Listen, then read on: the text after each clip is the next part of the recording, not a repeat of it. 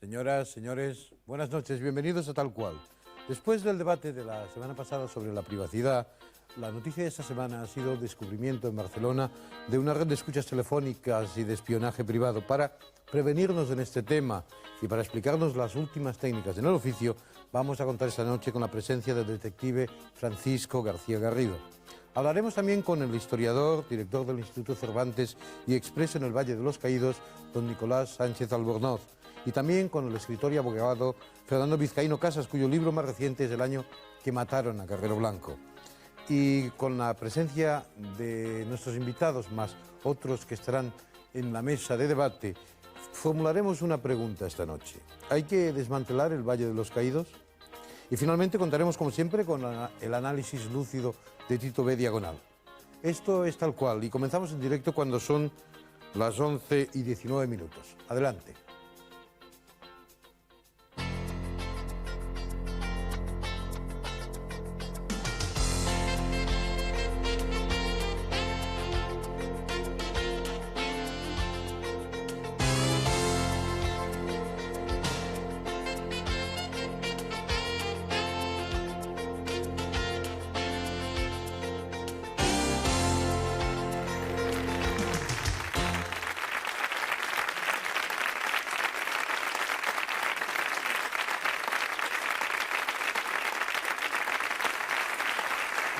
La noticia de la semana, como les contaba hace unos instantes, es el descubrimiento de una red privada de espionaje dirigida por un exoficial del CSIC, el Servicio de Inteligencia Español. De ella se desprende que todos nosotros, todos ustedes, podemos ser espiados, fotografiados y escuchados en la más absoluta impunidad cuando menos lo esperemos. ¿Cuáles son las ultimísimas técnicas para tenernos controlados? ¿Cómo podemos defendernos de ellas? Para hablar de este tema hemos invitado a todo un experto.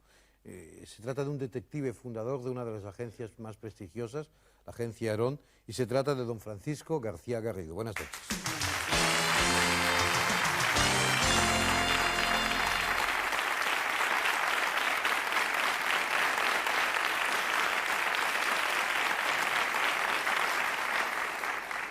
Don Francisco, ¿estamos ante un auténtico montaje James Bond dentro del espionaje doméstico? Pues no, creo que hace bastante tiempo que lo estamos. Lo único que hay momentos que se descubren todos estos affairs y parece ser como si fuera una novedad, pero realmente esto viene de muchísimos años, no es ninguna novedad. O sea, ¿es ese trabajo cotidiano en el que estamos sometidos al espionaje o es una excepción?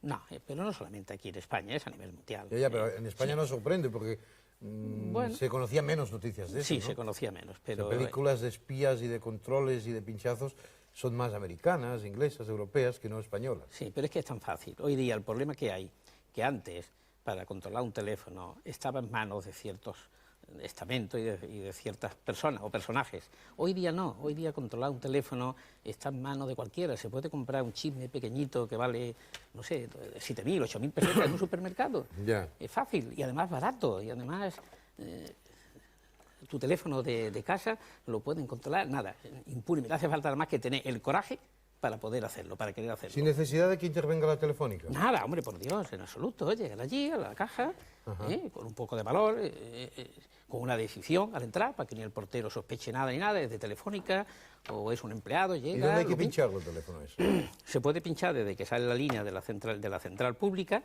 hasta que llega, pero lo más sencillo sí, es para hacerlo... Para la chapuza esa que usted nos está contando. Para la chapuza esa, en la caja que tienes tú en el garaje, en el parking, o la azotea, o en el ensanche antiguo, en la fachada de las casas, esa cajita que hay, rectangular, donde están allí todos los pares. Ajá. O sea que no estamos nada protegidos contra esto. No, en absoluto, en absoluto. Y además las cajas están abiertas, no están cerradas, no están precintadas, como debieran estar precintadas, y el cerrador de Telefónica tiene una llave y abrir, por lo menos ponerse lo más difícil. Ya, pero no. Para estas cosas tan especiales, podrían haber duplicado, pero por lo menos ponérselo difícil a la gente. No un crío cualquiera llega, pincha y ya está. En el garaje está allí cualquiera. Tú lo habrás visto, los parking, y además a una altura de nada, que no hace falta ni escalera siquiera. Llegas allí a 2 metros de altura, abres la caja y ya está. Lo único que necesitas saber, eso sí, pero por amistades se consiguen, telefónica o lo que sea, qué par es el que te corresponde a ti, porque allí no pone un letrerito en la caja, señor González, señor García, señor Pascual, allí pone el par 7, 14, 15, 16, pero eso es muy fácil saberlo hoy día. Sobre todo para ustedes. Bueno, para nosotros y para mucha gente. Ya. Y para nosotros, O sea que somos más los que somos escuchados que lo que imaginamos. sin lugar a dudas, mucho más. Mira, esto pasa algo parecido a lo que pasa con los accidentes de tráfico. Que ni tú ni yo, eso no, eso le pasa a los demás. Ya. Sale y eres uno más en potencia el que puedes tener accidente. Pues el teléfono es igual. Tú hablas con muchas personas y dices precaución, no habléis por teléfono, no digáis nada. A mí no, yo no tengo secretos. Se suponía que los inalámbricos eran más susceptibles de ser captados porque funcionaban por radio y esas cosas, ¿no? Pero el inalámbrico es un juguete. Ya con la cosa de que inalámbrico la gente no dice cierta... Pero es que además es más todavía. Tú hablas con una persona por teléfono y está haciendo una gestión un poco secreta o privada en Madrid. Oye, tal cual. No, por teléfono no me expliques nada, que nos pueden pinchar. O sea, que ya sospechan que le puedan pinchar. Al final de la conversación te lo ha explicado todo. Ya. Es que tiene un embrujo, es diabólico el teléfono. Oiga, ¿y no te das cuenta en absoluto de eso? No, en absoluto, en absoluto. Hoy hay equipos tan sofisticados que no tienen caída de tensión ninguna, que no consumen nada en la línea, que es humanamente imposible detectar con los mejores equipos que hay. ¿Y hay antídoto contra esto? Pues Es decir, sí. si uno sospecha que está siendo escuchado, ¿qué puede hacer? Pues, ¿Llamar a la telefónica? bueno, pero entre que llega... sí, y además hay gente que comete hasta el momento de llamar por el propio... Oye, que me parece que lo tengo pinchado. Ya. Hombre, estás avisando ya para que te lo quiten. Ya. Lo ideal en estos casos es hacerlo con el máximo sigilo y la gracia es coger a quien te ha pinchado el teléfono. Ya. Pero el antídoto mejor que hay es tener un teléfono de seguridad. ¿Y Un eso? teléfono scramble, un teléfono cifrado. Ya. Eso sí que es imposible detectarlo. Y antes eran carísimos. Antes eran teléfonos que valían 7, 8, 10 millones de pesetas, 4, pero hoy día no. Hoy día un teléfono de estos se puede alquilar, pues, no sé, 12, 13.000 pesetas al mes. Ajá. Oiga, Muy y fácil. con las cámaras fotográficas pasa lo mismo, ¿no? Te pueden fotografiar en casa con muy Bueno, poca sí, luz. sí, como no hay nada. O sea, por ejemplo, cuando uno hace el amor... con un look, con un lux. Con un lux. Con un lux. La Cuando uno cámara, hace el amor hay que mirar primero de cerrar las persianas, imagino. Eso es lo más elemental. Sí, pero en Lo más verano ya hacer- sabe usted que Mira, hace pero calor. las luces creo que las paga todo el mundo para hacer el amor, ¿no? O la hacen Depende, no, hay gente que le gusta Hay gente con que le luz, gusta. con luz, por eso le digo. Ah, Y mirar debajo de la cama si hay algún... Bueno, eso ya es... Sí. Pues sí, no estaría de más, no estaría de más, mira. Sobre todo si es un amor furtivo, vamos, para que no... Sí, para que no se pueda escapar. Porque ustedes- Pero hoy el delito, ya desde que dejó de ser el delito el adulterio, eso ya no tiene importancia Sí, ninguna. sí, Hoy no el se adulterio no será delito, Sí. pero el tortazo que te puede pegar la pareja de ella... Ah, bueno, o sea eso sí, que eso más sí. vale prevenir Sí, esos sí, temas. eso sí. Para evitar que te fotografíen, ¿qué hay? Porque también pueden meterle a unos Para micrófonos... evitar que te ponen nada. Nada. Nada. Nada. Para los micrófonos sí. Para los micrófonos, pues tener un detector. Hay unos aparatos que prohíben o que evitan que el grabador grabe, o sea, anula la cabeza grabadora. Ajá. Hay eso, ¿Y eso está en los supermercados? Y en No, el no, barato? eso no, eso no. Es sofisticado. Eso no, porque es como un Faraday que evita que la cabeza grabe y anula la grabación del magnetofón. La red que se ha descubierto en Barcelona esta semana es una normalidad, es decir, existen muchas redes de este tipo. Sí, sí, eso es... ha salido como un gran escándalo, pero eso es el orden del día. Es lo único que se ha Pero eso descubierto. es ilegal, Totalmente. Totalmente ilegal y más ilegal. Lo más grave de todo para mí no es el hecho de grabar, sino el uso que se hace de esa grabación, el chantaje y todo lo que viene después. Eso es lo grave, creo yo. ¿Cuántas Porque el veces- delito es ínfimo, Ya. por grabar. Eso es insignificante. ¿Qué no le creo cae que- a uno por grabar una conversación, aquello por Pues curiosidad? de 1 mes a 6, creo, yo no soy abogado, ¿Solo? pero por lo que he oído, de 1 a 6, y si lo que ha grabado lo hace público, entonces puede ser 6 años y una multa de 1 millón de pesetas, que no ¿Cuán- lo cumple nadie. ¿Cuántas peticiones para transgredir la privacidad o la legalidad ha recibido usted en su trabajo? No, ya no. No hemos creado una fama de que somos exageradamente serios y ya no nos viene. Antes, cuando había elecciones y todo, había casi cola intentando saber los defectos y las cosas de la oposición. Como sabe que eso no lo hacemos, pues ya no, ahora no ha Oiga, habido gracia. sí, ¿verdad que si lo hicieran tampoco me lo diría? No No, te lo soy diría convencido, tampoco, ¿eh? no te lo diría, sin lugar a dudas. O sea que igual Sí, lo hacen sí. y no me lo dicen. Bueno, no lo hacemos. No lo hacemos. Según, No lo hacemos. según las películas americanas de detectives, una de las emociones y del morbo está en transgredir la legalidad. Los detectives están siempre al filo de... Bueno, ahí está. Por eso es tan difícil ser detective. Ya. Mira, un gran detective, un profesional, además de estar enamorado de la profesión, necesita ser pillo, muy pillo, pero además muy honrado. O sea, con la legalidad, saber siempre está en ese lado izquierdo. Eso es lo difícil, porque un hombre que se la toca con palillos, Sí, con no papel de vale, fumaje, sí, sí. no vale para ser detective. Y un gran pillo, tampoco. Y por eso es difícil, esa doble cualidad de pillo honrado, que yo defino, es muy difícil de conseguir. Don Francisco, ¿ustedes no han tenido nada que ver con este tema que se ha descubierto desde Barcelona? Prefiero no hablar. O sea que igual han tenido, yo he leído en la prensa que ha salido alguna cosa de que ustedes habían descubierto eso. No, dice el ABC de hoy, por primera vez hemos intentado no salir. Nosotros hemos descubierto muchas cosas importantes que los honores se han llevado los organismos oficiales. Nunca nos ha gustado salir en primera página. Intentamos ser muy discretos, siempre que lo sepa nuestro cliente, tanto así que es la primera vez que estoy en televisión. Es verdad. Sí, es la primera vez y que yo vengo. se lo agradezco. Sí, es la primera vez que vengo después de 35 años, que hace el 1 de julio, y he sido invitado muchas veces. Oiga, por tanto, como prueba de agradecimiento... No agradecimiento, no. No voy a ahogar más en el tema... No, es al contrario, no es agradecimiento. He cumplido 61 años, ahora ya no salgo a la calle a hacer servicio y ahora no me importa que me vean, ya no me importa. Estoy en mi despacho... Porque una de las virtudes del detective es ser discreción y que nadie le conozca la cara. Total. Eso creo que lo más importante de un detective es el discreto. O sea, ahora que le han visto, usted ya no va... Y honesto. Y no va a seguir nunca nadie más, ya ni se va a poner a espiar porque ya, le van a reconocer. El despacho, ahora ya estamos en el despacho y trabajando y ya está y nada más. Enhorabuena por esos años de trabajo y nos quedamos con la duda de saber, como se ha publicado en algún medio, si don Francisco García Garrido había sido el descubridor de todo este montaje o no lo había sido. O sea que con el tiempo se andará. Sí, pronto se sabrá. Muchas gracias, buenas noches. Muchas gracias.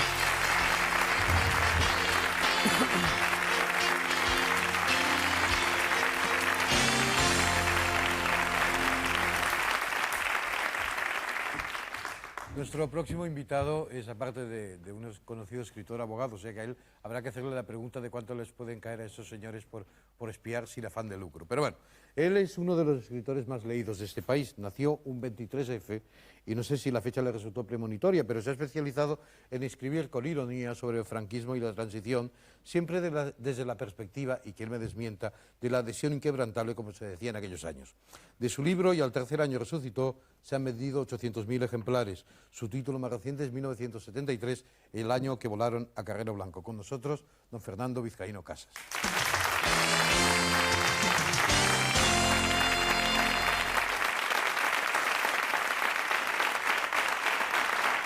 Don Fernando, un paréntesis antes de entrar en materia, pero eso que ha dicho el detective es cierto, es decir, solamente por pinchar un teléfono solo quedan de 3 a 6 meses. Honradamente no se lo puedo decir, yo no soy penalista, yo soy laboralista y ese es un tema absolutamente de penal, no lo sé. Era para que nuestros espectadores... Pero él lo debe saber perfectamente, pero en fin, ¿usted es que teme que le pinchen? Pues sí, y usted y todos, ¿no? Sí, bueno, todos sí, Oiga, sí. qué curiosidad tendría yo por escuchar sus conversaciones telefónicas.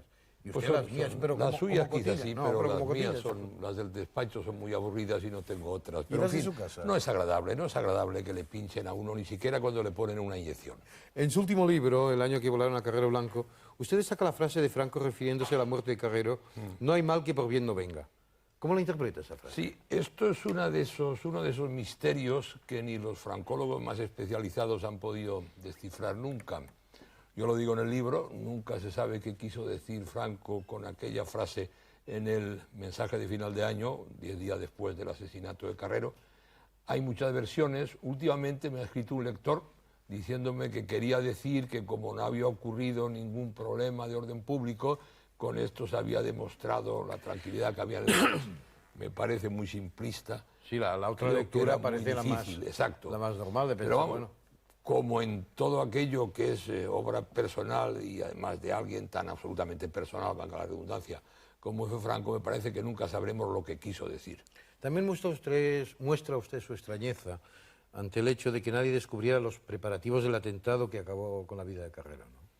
Bueno, yo quiero hacer una previa aclaración. Este no es un libro sobre el almirante Carrero No, sobre Blanco. el año, es decir, sobre el año 1973. una serie de acontecimientos, evidentemente. De los 14 capítulos, los 3 últimos son los de preparación, muerte y consecuencias del asesinato. Siendo 3, yo creo que le da importancia al tema, por Hombre, eso. es que realmente desde la óptica española fue el acontecimiento máximo del año. En el extranjero hubo, pues desde el escándalo Watergate hasta la caída de Allende, la vuelta de Perón, el final de la guerra del Vietnam, en fin, muchísimas cosas. Realmente es muy extraño. Yo he consultado todo lo que se ha publicado sobre, empezando por Operación Ogro, un libro que escribieron los propios autores del asesinato, hasta otras muchas obras que se han escrito. No se puede explicar que por debajo de una calle tan céntrica como Claudio Coello, en el puro centro de Madrid, durante varias semanas se esté excavando un túnel, sacando lógicamente los materiales y volcándolos en la calle, o bajo dicho se lo llevaban los camiones de limpieza. Y de esto no se entera nadie, ni los radares de la Embajada de Estados Unidos, que están a poco más de 100 metros, especialmente reforzados por la presencia de Kissinger la víspera del atentado, ni se enteran los guardias municipales, que en cuanto uno pincha algo en casa vienen a pedir la licencia municipal para que pague la tasa. Y curiosamente, que esto ya parece hasta sarcasmo, ni se entera el marido de la portera del inmueble, que era policía armada. Una serie de circunstancias extrañas. También sobre esto se ha especulado mucho, también yo comento en el libro, tomándolo de otros autores que lo han investigado, insisto, yo he escrito sobre el año, no sobre ese hecho concreto. Entonces hay opiniones para todos los gustos, desde quienes hablan de la CIA hasta quienes hablan de la KGB. Me imagino que nunca lo sabremos tampoco, al menos hasta que no pasen algunas generaciones. Y probablemente igual no lo sepan los mismos autores del atentado. Quizá, y si quizá no lo sepan, quizá no sepan que ellos fueron movidos por fuerzas, vamos a decir, superiores. A pesar de que usted vivió aquellos años, bueno, como yo también. Muchas gracias, sí, muchas gracias. Ahora recordar, tampoco hace tanto de eso, hace 20 años. 20 años. Ahora recordarlo a través de las consultas de libros y en las hemerotecas. Y de hemerotecas, sobre todo. Sí. ¿Ha habido algo que le sorprendiera? ¿De ese año? Sí. Muchas cosas. Que usted en ese momento no le diera importancia. Muchas cosas. En plan anecdótico, Curro Romero es declarado el torero triunfador de la temporada, pero le advierten que debe ir pensando en la retirada porque ya va teniendo años. Por ejemplo, Cruyff ficha por el Barcelona nada menos que por 90 millones de pesetas y parece un enorme disparate, y anuncia que va a cobrar las entrevistas periodísticas que se le hagan a 35.000 pesetas la entrevista. Por ejemplo, me encontré con una noticia de la agencia Cifra, entonces, publicada en el diario Pueblo, dando noticia de que un juez de Madrid había dictado un mandamiento de busca por presunta implicación en un problema de drogas contra un joven llamado Carlos Goyanes. Son cosas que al cabo de 20 años realmente llaman la atención. La mayoría de sus libros suelen ser sobre el franquismo y la transición. No, perdona, la primera, que no es cierto. ¿No? No, yo solo tengo un libro sobre el franquismo que se llama Viva Franco con perdón. Le doy mis últimos títulos, entre meses variados, Los descamisados, 100 años de honradez, Otoño caliente, Las autonosuyas, son mis 5 últimos títulos de narrativa. Ese es del año 79. Ya. Estoy hablando de los 5 últimos publicados. Yo hablaba de franquismo y la transición, no solo de franquismo. Pero aclaro esto porque siempre se me dice esto que no es rigurosamente exacto. No supone que no esté encantado con todos esos libros que he escrito y que siga siendo fiel a ellos. Pero en fin, quiero aclararlo porque cuando otros autores que han escrito mucho más que yo, o sobre el personaje de Franco o sobre la época, se les entrevista y nunca se les dice esto, y a mí me parece que me digan tonos admonitorios. Usted me lo decía en tono admonitorio. No, se decía para situarlo a usted. Situemos bien, ¿eh? Bien, pues, o sea, usted mayoritariamente no ha escrito sobre el franquismo y la transición.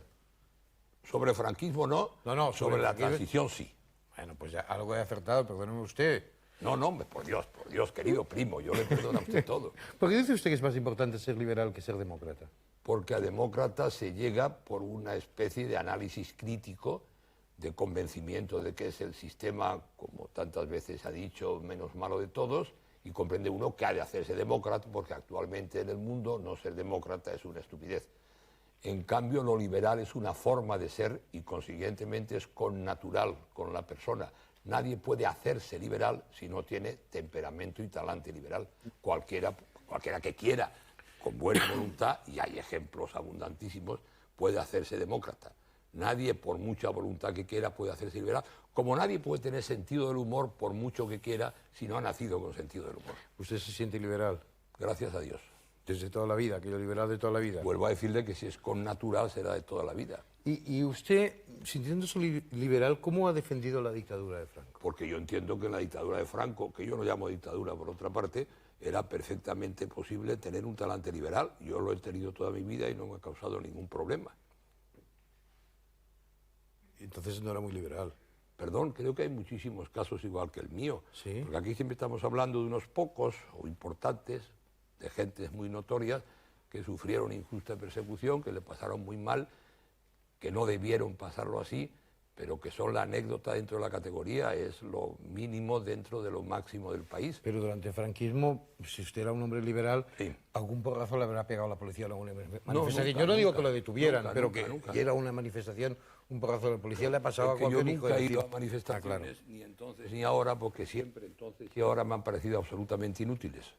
¿Usted ha sido franquista de toda la vida o se ha ido No, animando perdón, después de Franco Perdón. al ver que los perdón. libros tenían mucho Vamos éxito? también a hacer precisiones. Déjeme terminar la pregunta, don No, Fernando. si es que ya sé por dónde viene usted.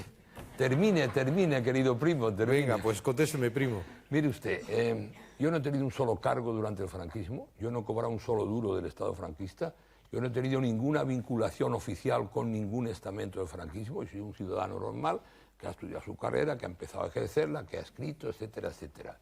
Consiguientemente, tengo un pasado en este sentido irreprochable. Llega la transición, empiezo a leer y a ver las cosas que se escriben y empiezo a contar las cosas que yo vi en tono de humor, casi siempre en Cosa tono que de se humor. lo agradecemos todos, porque escribir en clave de humor. Entonces, creo que no he molestado a nadie, por lo menos no he tenido ninguna queja, porque mi humor no creo que tenga mala intención, es irónico, es un humor suave. La gente se ríe mucho conmigo, gente de todas las ideologías. Yo tengo amigos también, obviamente, de todas las ideologías, porque soy liberal. Tengo amigos comunistas de toda la vida. ¿Y qué tiene que ver? Cuando uno va al médico, no pregunta qué médico es de mi partido, pregunta cuál es el mejor médico para esta especialidad. Esto habría que explicarlo bien en España, porque por desgracia, muchas veces a mí me dicen, ¿y cómo, por ejemplo, y cómo hace 25 años juegas al dominó todas las tardes en agosto con Antonio Buero Vallejo? Pues porque somos muy buenos amigos hace 30 años. Es que él es comunista, pues muy bien, y le respeto muchísimo y me parece una espléndida persona. Y allá él con sus ideas, yo tengo las mías. Alguna que otra vez hablamos de política, muy pocas, y nos llevamos espléndidamente bien. Yo creo que la convivencia es la base de la civilización y, por supuesto, la democracia. Don Fernando Vizcaíno Casas va a estar presente en ese debate que tenemos preparado para la segunda parte de nuestro programa. Pero un poco para hacer boca, a mí me gustaría que usted ahora me contestara sintéticamente, luego habrá ocasión para alargarnos por arriba y por abajo, a la pregunta que hemos planteado en este debate, es decir, después del ya seguro desmantelamiento del mausoleo de Lenin en la ex Unión Soviética, ¿cree usted que también hay que desmantelar el Valle de los Caídos en España? ¿Eso lo pregunta usted en serio o es una broma? Tómeselo usted como quiera. Porque es que, claro, si lo pregunta usted en serio, me parece poco serio. ¿Y si se lo pregunto en broma? Entonces sí, porque en broma vale todo.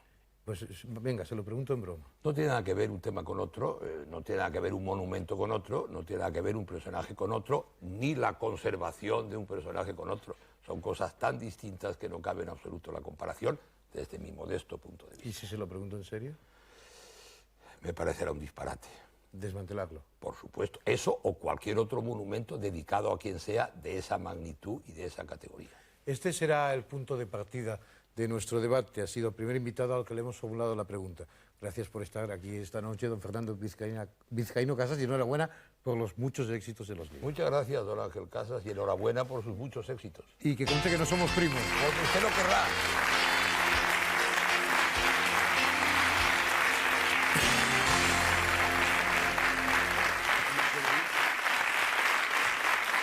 Vamos a continuar con nuestro programa. Vamos a tener dentro de un instante una entrevista con don Nicolás Sánchez Albornoz, director del Instituto Cervantes. Y luego vamos a llegar a la pregunta clave de este tal cual, de esta noche. ¿Hay que desmantelar el Valle de los Caídos en serio o en broma, como decía el amigo Vizcaíno Casas? Hacemos una pausa para publicidad y volvemos en un instante. No se muevan.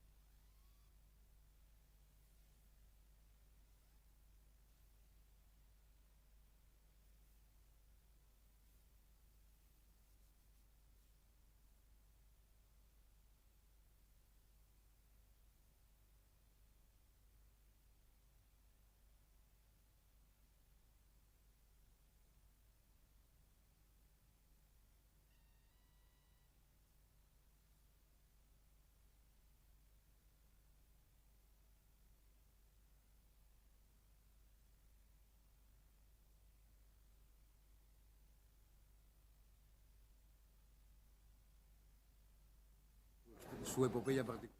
¿Eh?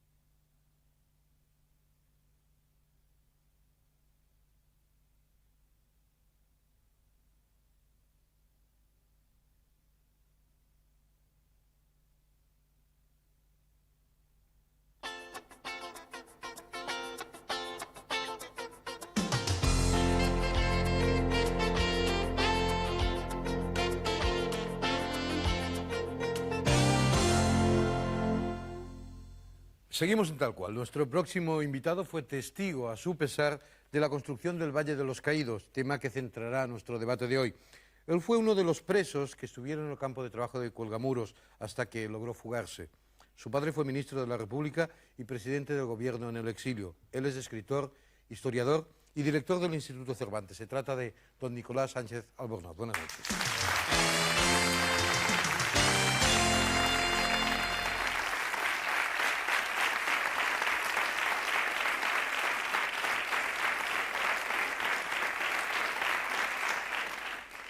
Don Nicolás, para los que no lo sepan exactamente, ¿qué es el Instituto Cervantes?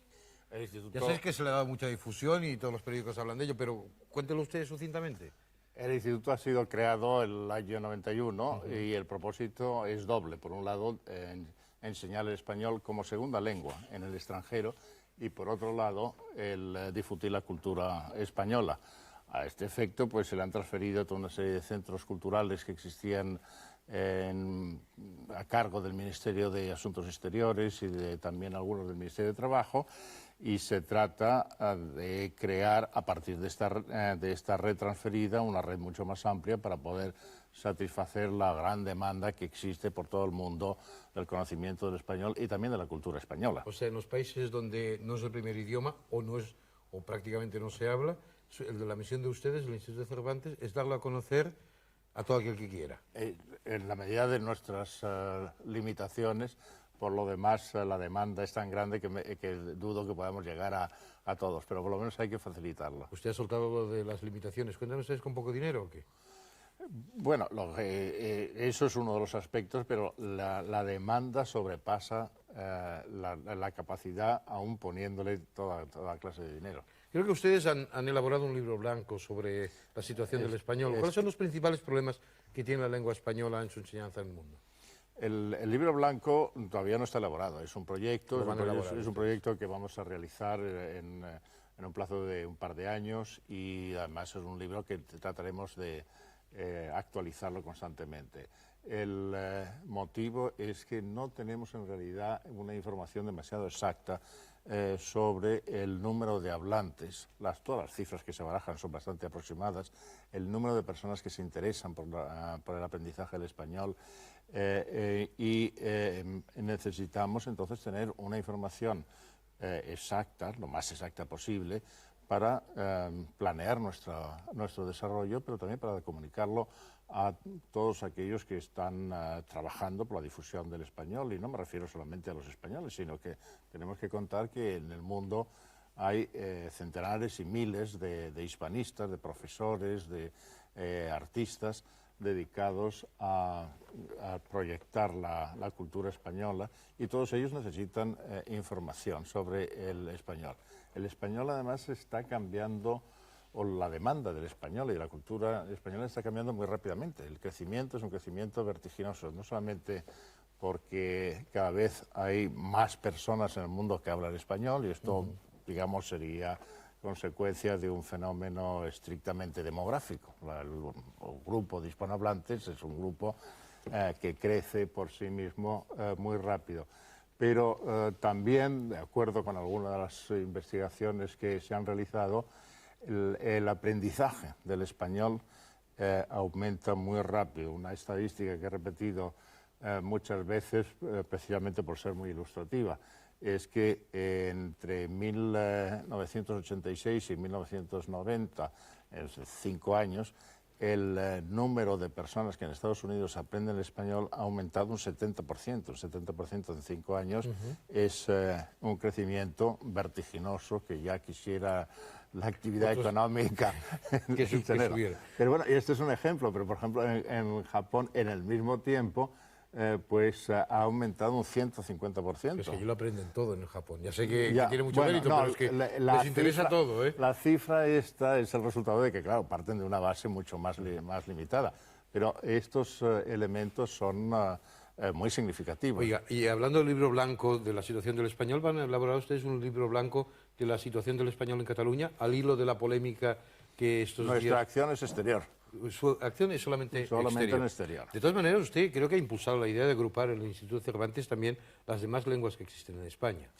Es que el criterio que nos rige es tratar de, como decía al principio, de dar satisfacción a la demanda que ya conocemos, o por lo menos la conocemos aproximadamente, de conocer el español.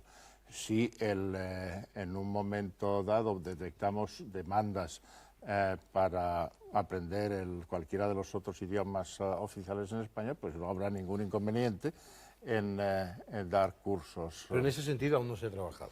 En ese sentido es que no hemos detectado todavía esa demanda, una demanda además que tiene que ser sostenida como para que se justifiquen cursos, y por lo menos en los centros, en las ciudades donde tenemos un instituto. Aunque sea usted, aunque su trabajo sea proyectar al exterior de las fronteras, el idioma español, ¿cree usted que puede llegar a peligrar de verdad la pervivencia del español en Cataluña? Yo no lo creo porque creo que además en Cataluña lo que predomina es el buen sentido y el tener acceso a una lengua que comunica por lo pronto con 300 millones, que es la segunda lengua de comunicación internacional, pues creo que habrá interés en conocerla y en usarla. Usted en Cataluña, en las Ramblas de Barcelona, le detuvieron, ¿no? Sí, en un Según hotel. mis informaciones. Sí, en un hotel, sí. Estaba en un viaje de estudios. ¿En qué año era? El 47. El 47. Luego lo hablaremos del Valle de los Caídos en el debate, pero usted fue condenado en 1947 en Consejo de Guerra a 6 años de cárcel. Sí. ¿Y qué motivos tenían contra usted? Bueno, habíamos organizado la FUE, una organización estudiantil clandestina antifranquista, naturalmente. Entonces a usted le ofrecieron que podía ir voluntariamente a hacer los trabajos forzados en el Valle, ¿o no? No tanto, no tanto.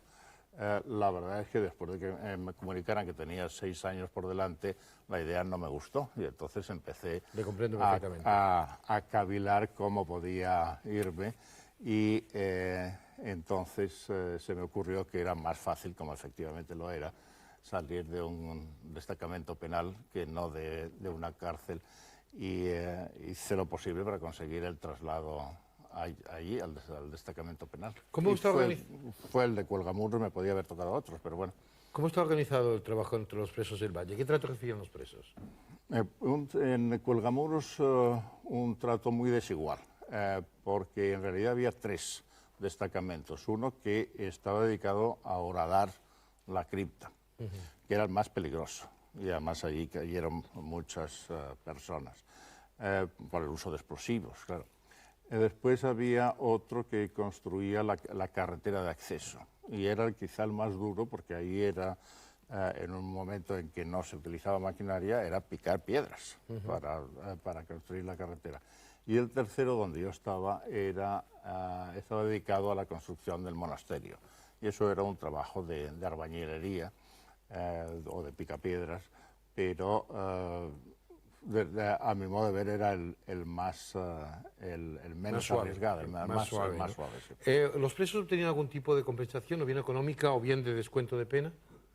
Descuento de pena, sí, la redención de la pena por el trabajo, y después sí tenían asignado una cantidad pues ridícula, creo que eran 75 céntimos diarios que ingresaban en una cartilla. Y cuando salían se la daban. Y cuando salían se la daban. Yo como me fugué, pues no se la ha devuelto nunca a nadie. Nada. ¿Qué se hacía entre los presos que se estaba haciendo allí? ¿Eran conscientes del monumento que estaban construyendo? Sí, se conocía perfectamente, porque además había visitas constantemente de funcionarios para vigilar la marcha del conjunto. Al cabo de 5 meses de estar ahí, usted consiguió fugarse, creo que en el coche de Norman Mailer, eso dice la leyenda, no sé si es cierto. Es absolutamente cierto. Absolutamente cierto. Sí. ¿Y cómo se preparó la fuga? Bueno, por contactos con un amigo, Paco Benet, que es el que estaba en ese momento en París, ¿no? El hermano de Juan Benet, que habíamos sido compañeros de la facultad. Él estaba en París y él entró en París en contacto con 2 chicas, Barbara Solomon, que después ha escrito un libro, y la hermana de Norman Mailer, y entonces les sugirió, les propuso que utilizaran el automóvil de Norman Mailer para ir a sacar a 2 personas de Cuelgamuros y llevarlos hacia la frontera. Y ellas, pues en su inconsciencia de 18 años, pues se atrevieron, y así nos encontramos, y ellos fueron los que nos condujeron. ¿Se escaparon sin problemas ustedes? Del campo de concentración no era demasiado difícil escaparse. Lo que la gente olvida es que en esa época lo que había que justificar era razones para estar libres. Yeah. Me refiero que había constantemente que enseñar salvoconductos en el tren, en la carretera, en cualquier parte. Y eso sí, estaba organizado, habían conseguido una documentación falsa y eficaz, porque nosotros en la carretera fuimos detenidos muchas veces, mostramos la documentación a la Guardia Civil y no notaron nada anómalo, lo que nos permitió llegar a Barcelona, y después sí tuvimos que cruzar la frontera por los Pirineos, sí, un poco antes de Puigcerdá. También se dijo que el régimen había sido tolerante con ustedes, que incluso se llegó a decir que la misma fuga había sido tolerada por las autoridades. Pues no es así, y además se dio una circunstancia bastante casual, de la que me enteré después, y es que el gobierno de Perú, a petición de mi padre, había pedido el viernes anterior al Consejo de Ministros mi amnistía, y Franco la denegó. Ajá. Y al domingo siguiente yo me fugué. Igual le dijeron entonces, que no, porque tenían previsto que se escapara usted, que no. Así se quedaban salvadas ambas partes, ¿no? ¿Ha vuelto usted alguna vez al Valle? No, ni pienso. Ni piensa volver. ¿Cree usted que, al igual que el mausoleo de Lenin, el Valle de los Caídos debe desmantelarse? Hombre, debería. No sé si me va a preguntar usted si se lo pregunto en serio o en broma, pero... No, lo que le puedo decir es que creo que debería haberse hecho desde hace mucho tiempo. Este será el tema de nuestro debate. Hemos tenido ya 2 opiniones, la de Vizcaíno Casas y la de Sánchez Albornoz, pero hay más invitados que les vamos a presentar dentro de unos instantes. Muchas gracias, señor Sánchez Albornoz. Y vamos a seguir con el programa.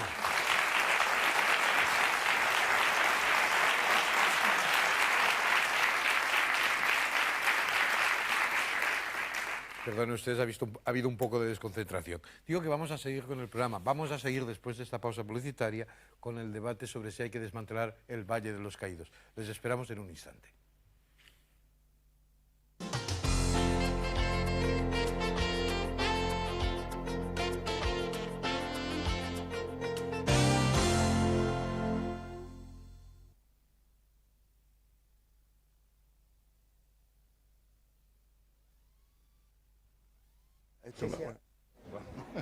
Un minuto.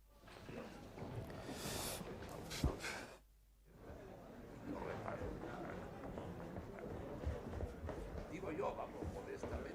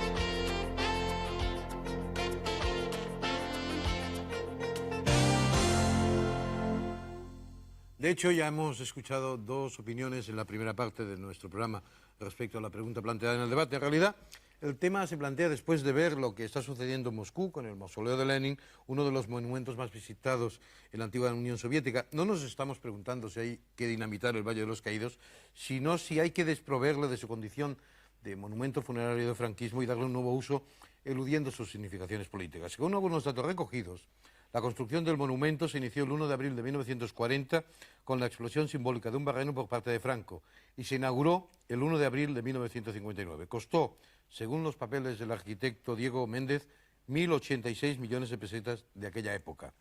En 1991, son los últimos datos que poseemos, fue visitado por 780.000 personas, siendo el edificio más visitado de todos los que forman el patrimonio nacional. El preámbulo del decreto que dispuso la fundación del Valle de los Caídos en 1940 dice, y lo leo creo que por curiosidad nostálgica, la dimensión de nuestra cruzada, los heroicos sacrificios que la victoria encierra y la trascendencia que ha tenido para el futuro de España esta epopeya, no pueden quedar perturbados por sencillos monumentos con los que suelen conmemorarse en villas y ciudades los hechos salientes de nuestra historia y los episodios gloriosos de sus hijos.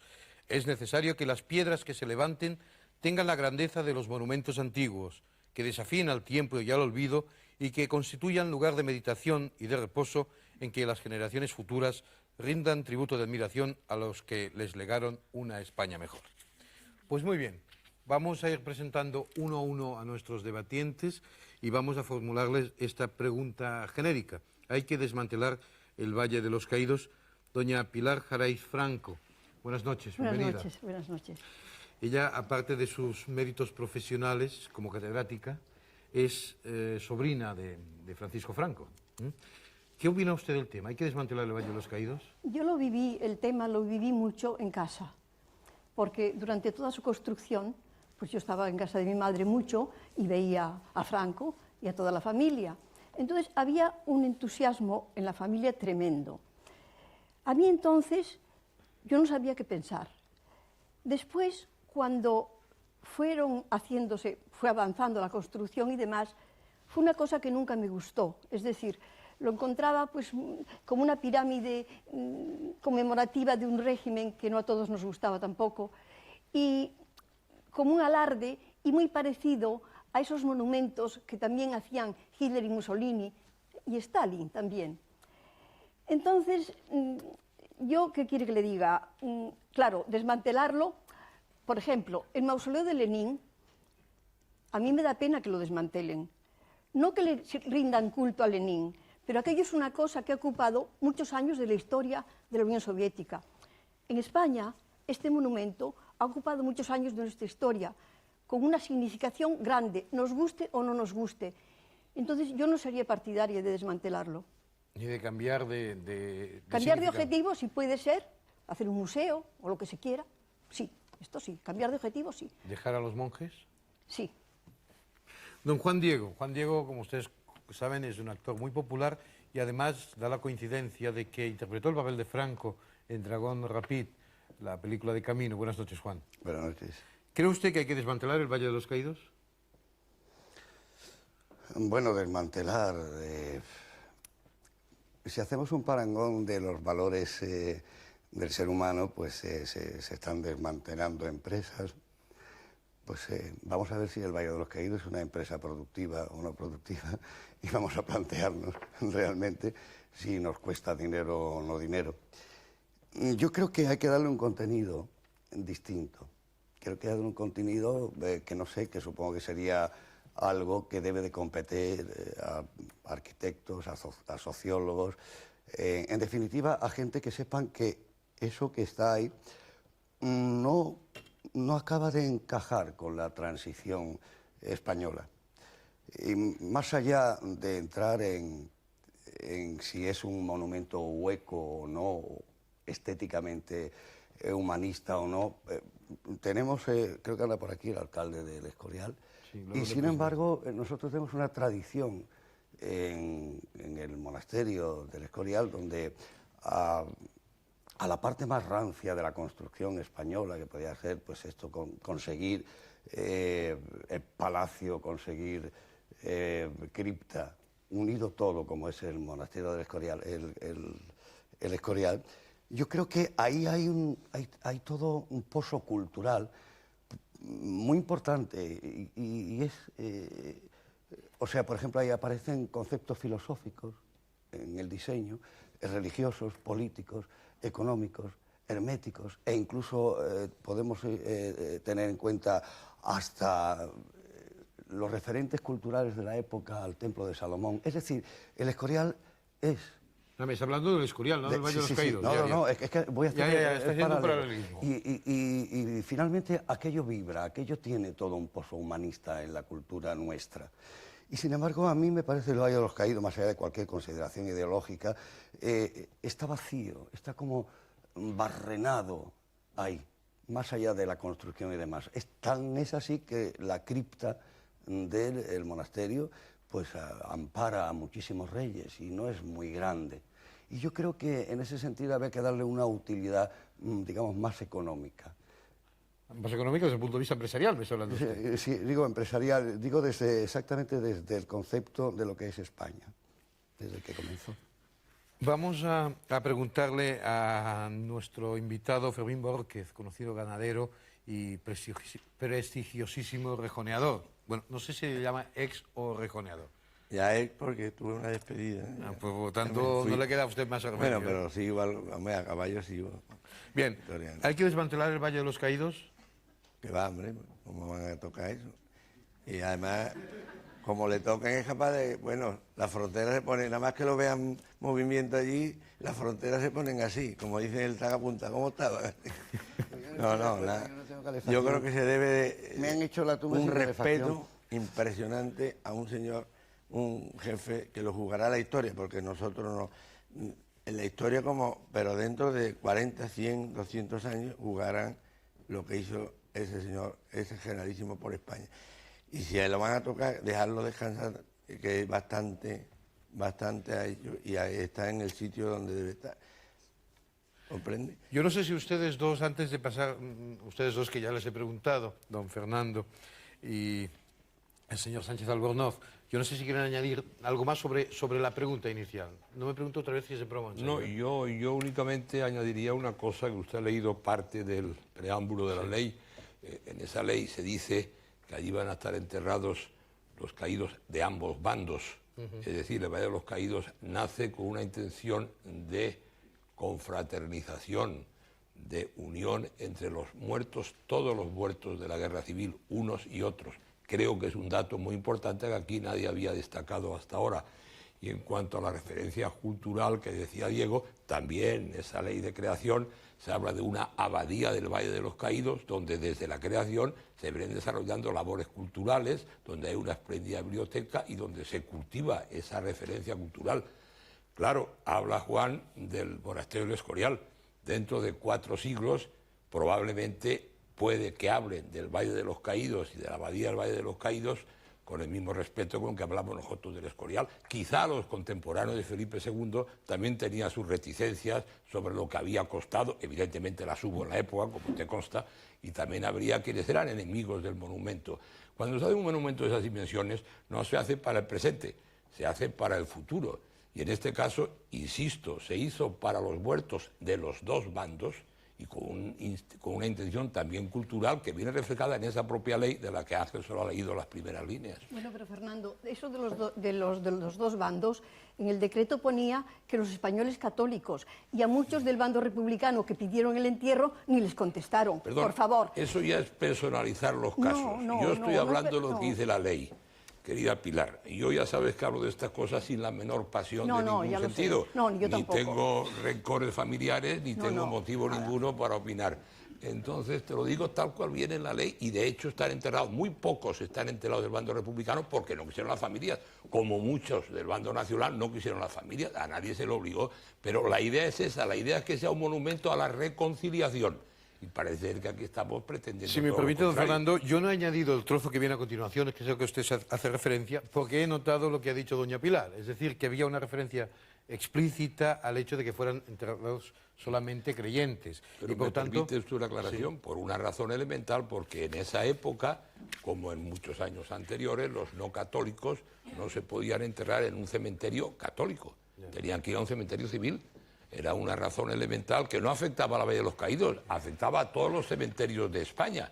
Era un disparate que por una razón eclesiástica, ojo, no era cosa del Estado, era cosa de la Iglesia entonces. No, Fernando, pero la Iglesia del Estado en esa época era lo mismo, hijo. No, perdón. Habría mucho que matizar. Porque a lo contrario, los musulmanes y los judíos no tienen aquí posibilidad de culto. Habría mucho que matizar sobre eso, es demasiado simple la apreciación. Bueno, no tan simple no, lo que es simple es que ese monumento sea solamente dice, aquí tenéis la casa y ahora os metéis ahí todo. Yo creo que tiene que ser dialogado y hablado. No, esta es la casa de todos. Más allá de las ideologías, yo creo que el respeto a los que murieron, de un bando u otro, significa un esfuerzo de acercamiento más allá de una ley y unas órdenes. Hombre, eso por supuesto. Y entonces a partir de ahí las dos casas, aquellas dos casas que nunca más tienen que haber en España, sino solo una, tendrían que decidir qué hacer.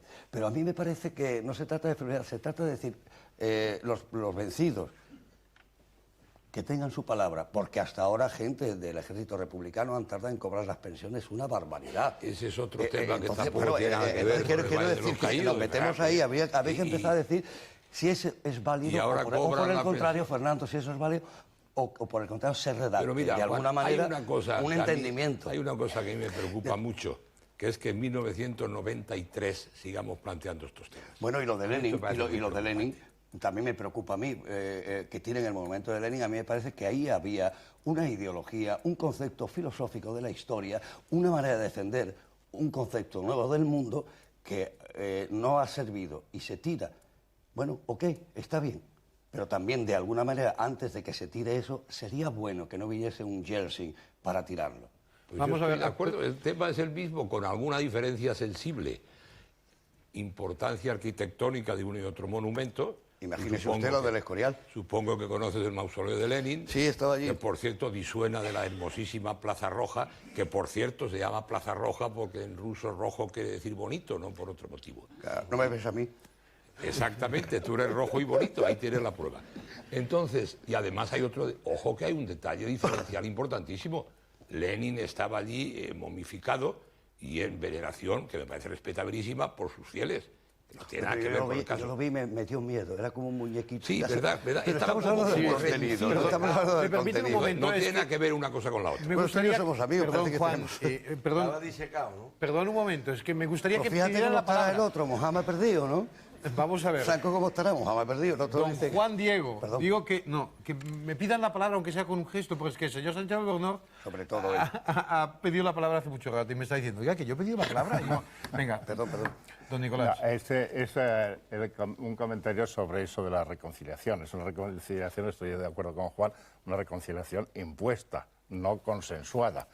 Pero además, muy bien, supongamos que eso es un monumento que reconoce la existencia de los dos bandos, pero entonces, ¿por qué no se explicita cómo fue construido el monumento?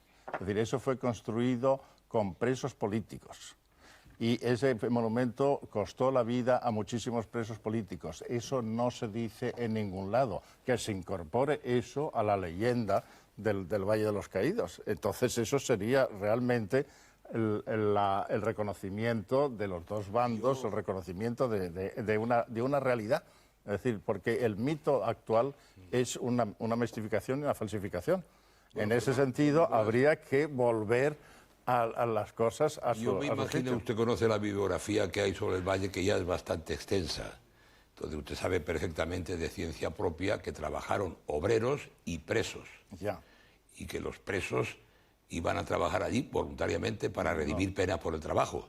La redención de penas por el trabajo, sistema que sigue vigente hoy, por cierto, modificado, pero que sigue vigente en la legislación penal española. No, pero no por hechos políticos, perdón. Perdón, no estamos hablando de eso, no seas demagogo, que donde digo, no digo Diego. Pero que no, ahora no se redimen penas por Hombre, pero se redimen.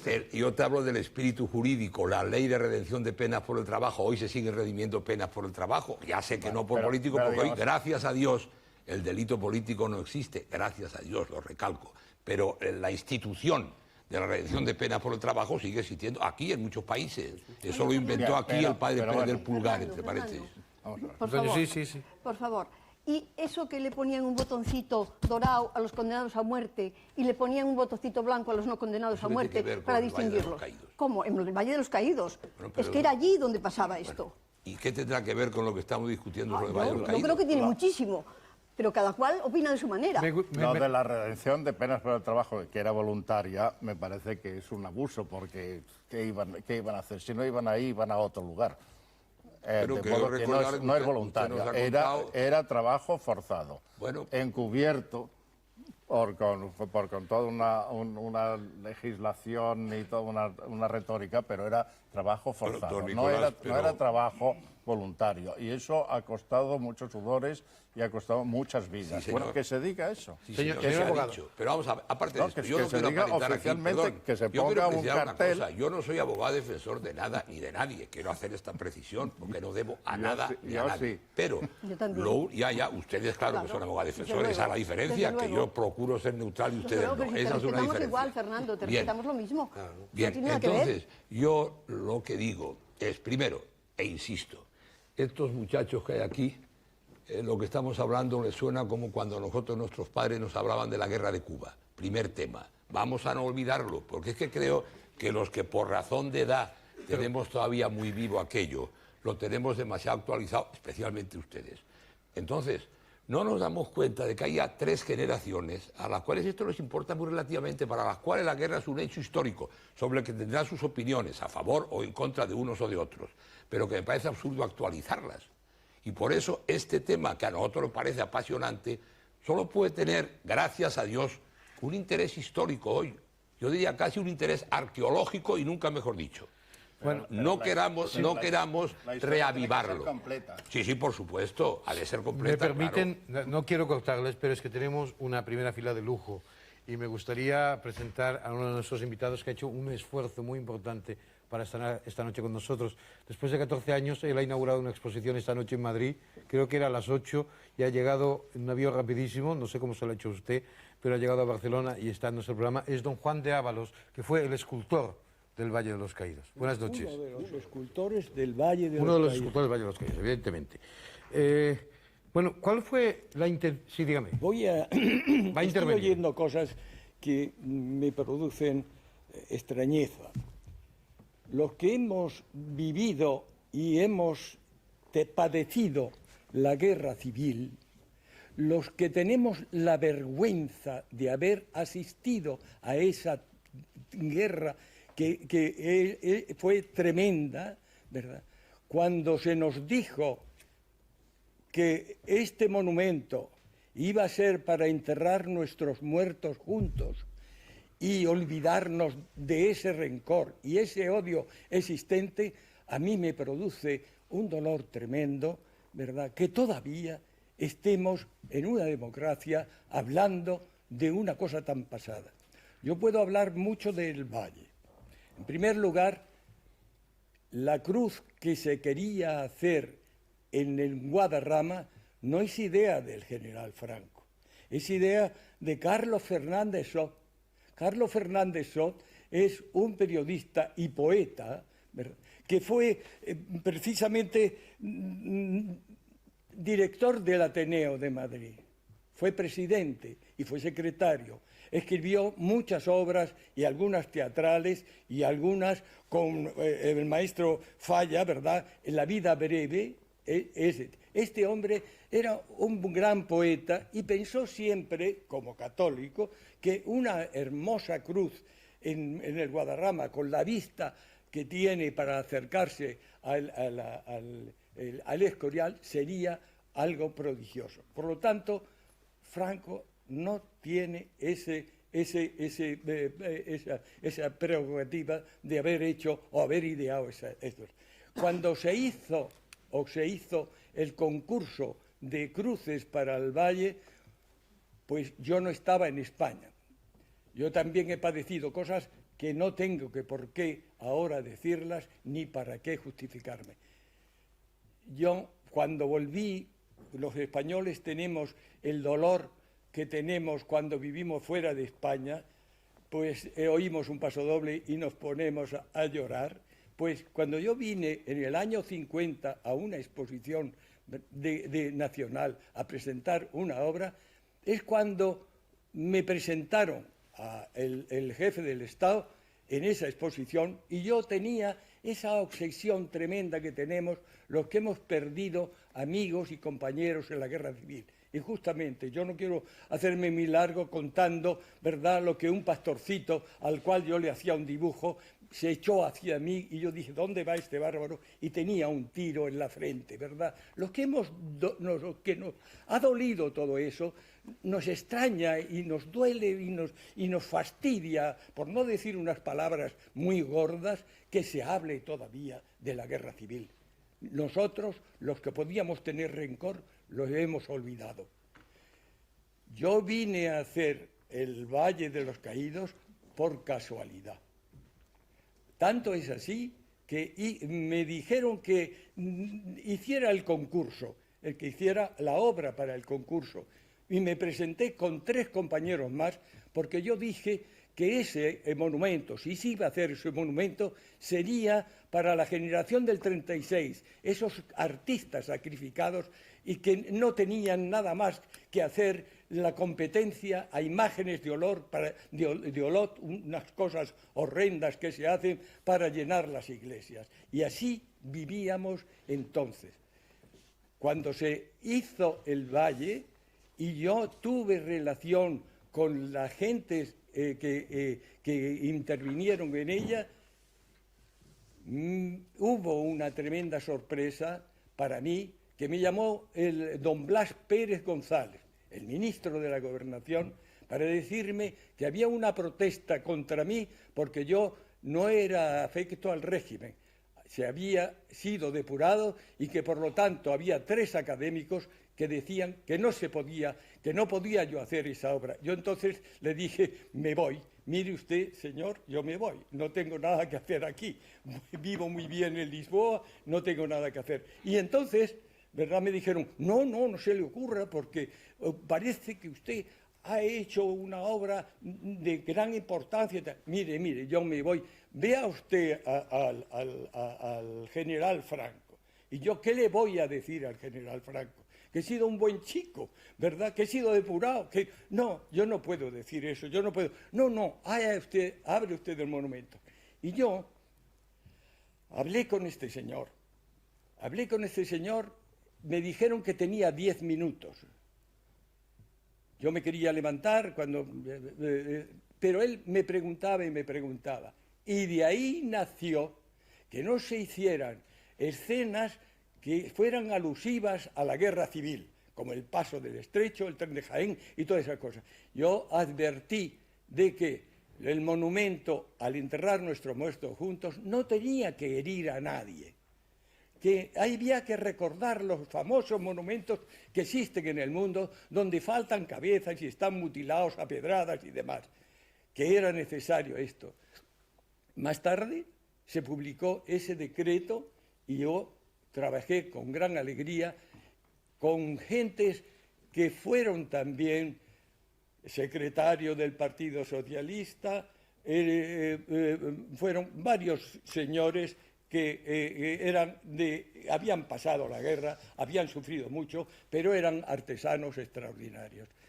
De manera que el Valle de los Caídos lo hemos hecho con la ilusión, yo soy uno de los escultores que ha trabajado en él, con la ilusión de que esa vergüenza de una guerra civil, de esa vergüenza que hemos tenido que padecer, la gente es que nos hemos tenido que ir de España, ¿verdad?, diciendo que somos exilados. A mí me han dicho en la Universidad de Nueva York, ¿verdad?, si yo era preso político y si yo era... No, mire, yo no soy preso político, he padecido muchas cosas, pero lo que soy es un artista que se entrega a esto. Señores, hace falta ser serios y decirnos, basta ya con esto. Y la pregunta que usted hace de si hay que desmantelar, yo me río porque tienen que poner ustedes una cantidad de dinamita en la obra que yo he hecho que va a ser terrible, ¿verdad? No va a ser muy fácil. De todas maneras, don Juan, no hemos hablado de dinamitar el Valle de los Caídos en ningún momento. Creo que eso lo he explicado.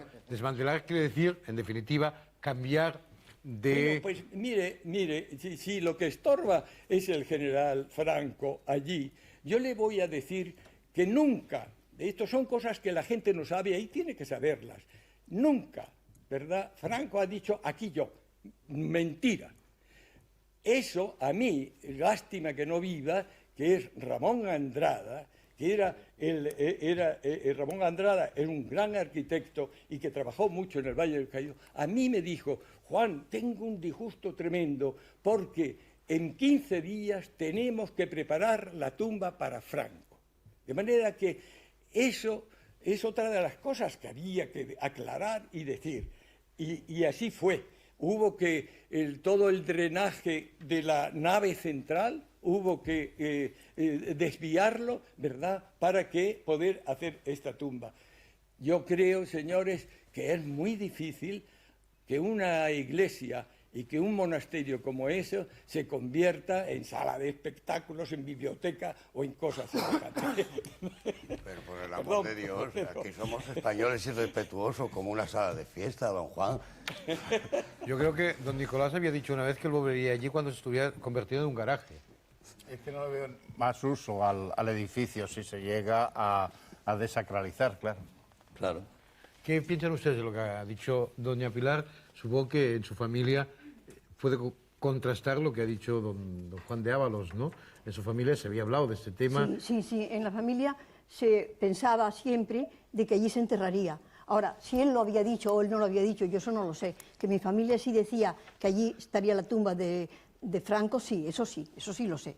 Voy a decir una cosa, en el cementerio del Pardo hay una tumba que preparó el alcalde Arias, ¿verdad?, para que se enterrara en el Pardo. ¿Verdad? Por eso el Pardo. Hay una tumba, está doña Carmen. Está doña Carmen. ¿Pero cómo se llama el alcalde? Arias Navarro. Ah. Arias Navarro. Preparó, hay una capilla, preciosa capilla, ¿verdad?, con mosaicos y demás, y se preparó esto. Por eso a mí me extrañó muchísimo, ¿verdad?, que esto se hiciera así. ¿Tienen ustedes algo que añadir a esto? No, que tiene razón. Claro. ¿Cómo van a moverlo? Es imposible, intocable. Es que ya hemos contestado a lo que está diciendo, ya lo hemos contestado todo. Previamente, sí.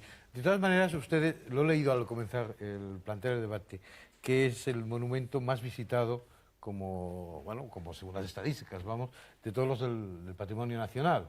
Y por eso hemos querido que el alcalde de San Lorenzo del Escorial, que pertenece a su municipio, el Valle de los Caídos, nos comentara qué les cuentan ustedes a los visitantes cuando van a visitar el Valle de los Caídos. Buenas noches. Hola, buenas noches. Pues en principio, como se ha expresado aquí, yo creo que está muy descriptiva la visita, como ha dicho don Nicolás, y se expresa simplemente pues la obra arquitectónica. Yo creo que hay que decir de vez en cuando ya basta. Es decir, yo como alcalde, allí tengo un poblado con 500 habitantes que están pagando también el origen del nombre de la finca, que el origen del nombre de la finca se llamaba Pinar de Cuelgamoros. Tenemos todavía un colgante, un cuelgamuro, que no es ni más ni menos que en este poblado todavía existe incomunicación. Tenemos 500 vecinos que no tienen transporte a Madrid tenemos una serie de problemas debido a que no nos atrevemos a hacer las cosas como históricamente debía ser. Aquí se ha analizado el origen, las ideas, se pueden compartir o no, se ha analizado la historia del monumento y a mí me gustaría centrarme en la realidad actual. Y la realidad actual es que tenemos un monumento en un paisaje incomparable, con unas potencialidades turísticas maravillosas, con una hospedería que es un ágora para estar, para la contemplación, para el ocio, para el paseo, la meditación, la reflexión, de que está sin explotar quizá por este tópico, por este colgante que tenemos. Tenemos un poblado magnífico con unos vecinos que tienen problemas, como digo, tan elementales como de transporte público. Y en el ámbito del turismo se está diciendo, y es así, es el monumento más visitado del patrimonio nacional, mucho más que el monasterio. Y yo creo que lo que tenemos que hacer es potenciar lo que tenemos. Y esa potenciación de lo que tenemos es curioso, y hago un poco historia de la transición, cuando llega UCD, empieza a tapar todo lo que era simbología del franquismo. Joder, molestaba todo. Después, desde el 82, se tiene, incluso en esta época, y no sé si don Juan tiene noticia y sabe esto, se deteriora muchísimo, porque un monumento de estas características tiene que tener una conservación constante.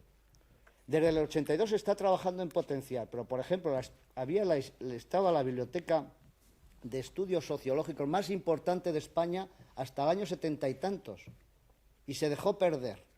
Ahora parece que los benedictinos vuelven a trabajar sobre esa biblioteca. Allí creo que tenemos una de las ágoras más importantes de cántico gregoriano del mundo, con la Schola Cantorum, con el padre Laurentino. Entonces, creo que para mi modo de ver, tendríamos que ser capaces de potenciar el Valle de los Caídos en un plano de turismo, de ocio cultural, porque el paisaje, los paseos por allí, el entorno, la música, bueno, hacer oposiciones allí, estudiar de cine, porque es un paisaje de soledad, de silencios maravilloso, y yo creo que deberíamos de ser capaces de una cosa que nos enseñó Tierno Galván cuando tomó posesión en 1979 del Ayuntamiento de Madrid, que dijo, tenía el Cristo, el crucifijo y la Constitución española. Y entonces todo el mundo pensaba pues que el Cristo lo guardaría. Y sin embargo dijo que el Cristo era símbolo de paz y de amor y la Constitución de una ley respetada, juzgada y valorada y votada por todos los españoles. Y que tendríamos que aprender a ser respetuosos y tolerantes con todas las ideas, aunque no nos gusten, porque a mí tampoco el monumento arquitectónicamente me gusta. Pero creo que tenemos que no sentirnos culpables por una cosa que ahí está y además tiene todavía y en el futuro muchísimo provecho. ¿De qué partido es usted, señor alcalde? Del Partido Socialista Obrero Español. A mí me gustaría preguntar a la mesa si realmente, después de todo lo que se ha hablado, podría llegar a ser un auténtico, en caso de que no lo sea, igual lo es, pero si podría llegar a ser un auténtico símbolo de reconciliación nacional el Valle de los Caídos.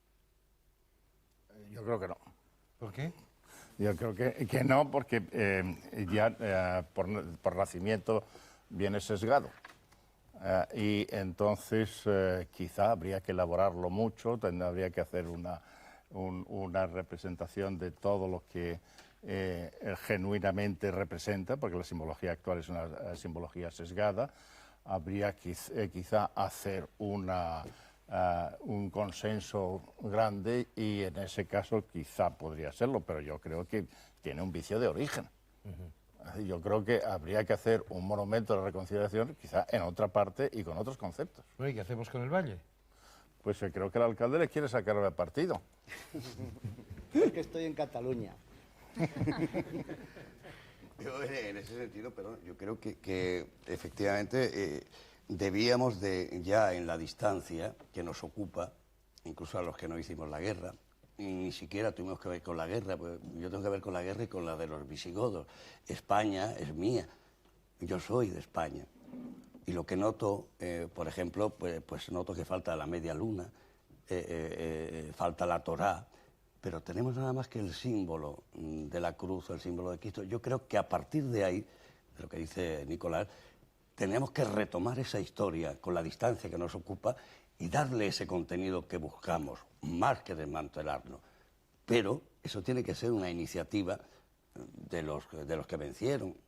Un valle ecuménico, vamos. No, un valle a partir de lo que decidan ellos, no de lo que está escrito. Y yo no tengo palabras sobre eso. Quizás tiene más palabras los señores, Fernando, por tiempo, ¿no? Y yo creo que debía de ser empezar a hablar y darle ese contenido. Podía ser un centro de estudios políticos muy interesante. Yo creo que ninguno de ustedes estará interesado en que lo sea. Debo aclararle a Juan que yo tampoco hice la guerra, lo digo porque... Yo pensaba que tenías 50 años. Te lo agradezco mucho, pero tampoco hice la guerra, obviamente. Luego tampoco me siento culpable de nada en ese sentido. Pero sí me siento solidario culpable de los visigodos y de los fenicios. No, habrás visto que tus referentes culturales, el alcalde te ha explicado que existían y que por desgracia se están perdiendo, pero que deben potenciar. Sí, pero porque va en una dirección, Fernando, perdóname que te interrumpa. En el momento en que vayan en dos direcciones, yo creo que... Tú has dicho una cosa perfecta. Sea plural, yo creo que se conseguirá. Tú has dicho una cosa perfecta, Centro de Estudios Sociales. Tú sabes que se han celebrado muchos simposios de estudios sociales en el monasterio, vamos, en la residencia, la hospedería del Valle de los Caídos. Pero desde un sesgo. No, los estudios sociales tienen muchos sesgos. Como todo estudio jurídico tiene muchos sesgos. Perdón. Sí, pero digo... No estoy hablando de política, estoy hablando de derecho. Antes de celebrar eso, ¿por qué no se ponen de acuerdo? Pero perdona, si parece ser, y aquí se ha leído, que la intención de la ley de creación era que fuera para ambos. ¿Quién que hizo esa parece ley? ser que es... Yo no quisiera hacer divisiones, vuelvo a decir que me da una pena enorme hablar de vencedores y vencidos. Creo que es ridículo a estas alturas que una parte de los españoles no lo aceptaron entonces, creo entender así. Luego, si la otra parte que tenía esa intención y por lo que fuera la otra parte de españoles, y al decir parte no me refiero a bando, sino al sentido puramente numérico, no estuvo de acuerdo, pues ¿por qué no olvidamos ya todas esas gaitas? Dejamos en paz a los muertos, vamos de cara al futuro, usamos eso para unos fines culturales, para que lo vean las generaciones venideras. Y de verdad, dejamos de hablar de vencedores, de vencidos, de rencores y de odios. De propuesta. Yo eso estoy de acuerdo yo eso estoy de acuerdo contigo, Fernando. Sí, pero no lo parece. Que no lo parecerá, pero estoy completamente de acuerdo contigo en esto que estás diciendo, en que sirva para todos los españoles y lo aprovechemos todos. Claro. Hay otro invitado. Pero eso, sí. pero eso pasaría por desacralizarlo y entregarlo al ocio que pretende generar el alcalde. No, ¿por claro. qué? Perdón, Desde el momento en que simbólicamente pero, ojo, no sirve. Partamos de la base de que es un templo. Partamos de la base de que es un templo. Bien, pero que solo lo puede sacralizar de momento la Iglesia. Bien. El Estado no puede porque no es su competencia, para empezar. Eso es un templo. Entonces vamos a ver si no olvidamos que es un templo, una serie de cosas arejas, un monumento, una cruz, a mi modo de parecer preciosa, una obra admirable de Juan, que es La Piedad, que tengo entendido que arquitectos soviéticos le felicitaron en su momento sobre eso, porque para los artistas no hay ideologías, porque a mí lo que me parece ridículo es que alguien diga que no le gusta Goya porque es afrancesado. Mire usted, a mí me gustará o no el Valle de los Caídos, pero no por lo que pueda tener de símbolo, porque me gustará o no la Piedad de Ábalos y la cruz y los ángeles con espadas. Yo me gustaría, perdonen ustedes, que vamos fatal de tiempo, como siempre en los debates, cuando estamos llegando al final. Contamos con la presencia de don Eduardo Pons Prades, que es historiador, que ha escrito muchos libros y que es excombatiente por el bando republicano. Yo lamento que no todo el mundo haya tenido ocasión de hablar en este debate, porque quizá las intervenciones se han alargado, pero por respeto a los participantes yo he dejado que hablaran. Don Eduardo Pons, ¿usted qué opina de eso? Bueno, yo creo que esto es un falso dilema. Un falso dilema porque lo primero que habría que haber hecho, se ha hecho aquí bastante superficialmente, es lo que significó ese monumento cuando se hizo y a costa de quién se hizo. Se ha hablado de voluntariados. Voluntarios allí hubo muy pocos. Y presos políticos también muy pocos. La inmensa mayoría eran prisioneros de guerra, hechos del 39. ¿Estamos? Los prisioneros de guerra en este país fueron a parar a destacamentos penales, que es lo que había en el Valle de los Caídos. a batallones de trabajadores, a brigadas disciplinarias de regiones devastadas y a batallones de castigo en Marruecos, sin contar los que estaban en las prisiones habilitadas que también trabajaban gratis para las diputaciones o para los ayuntamientos. Bueno, en el Valle de los Caídos se cobraba de 50 céntimos a una peseta. Pero las empresas que contrataban, que había contratas para esos obreros, pagaban 10 y 11 pesetas. Aquí en el libro de Sueiro, que hay todas las partidas y el coste total del monumento, no hay ninguna partida en que consten los salarios de los obreros. Hay los honorarios de arquitectos, los obreros no. Porque esto lo gestionaba un patronato, cosa que nos ha dicho hasta ahora. Y no ha habido manera de averiguar quién estaba en ese patronato y a dónde fue parar ese dinero. Es que este misterio es una de las corrupciones mayores del régimen franquista que están por aclarar. Don Eduardo, sé que usted tiene... No, termino. Sí, Iba a decir otra cosa, pero aquí termino. Nos hemos de despedir. Aquí termino. En este país llegó a haber 2.000 campos de trabajo. 2.000. Ahora 500, ahora 600, ahora 100 más. Bueno, 2.000. Yo tengo un libro sobre los campos, termino, en Alemania, hecho en honor de los españoles que estuvieron encerrados en los campos. Y los nazis tenían en Austria, en Alemania, en Checoslovaquia, en Polonia, en Ucrania, 1.200 comandos trabajando a cuenta de los 25 campos principales que había. Anótenlo bien la juventud, 1.200 campos nazis. Aquí hubo más de 2.000 campos de trabajadores españoles, prisioneros de guerra, la mayoría de ellos, que fueron humillados, explotados, tratados como auténticos esclavos. Historia que todavía no se ha hecho, que Sueiro hizo ya un poco, pero que historia que está por hacer. Está por hacer. Y si no se hace, pues ya veremos si se escarmienta en cabeza ajena o no. A mí me gustaría continuar el debate, pero el debate ha terminado. No disponemos de más tiempo.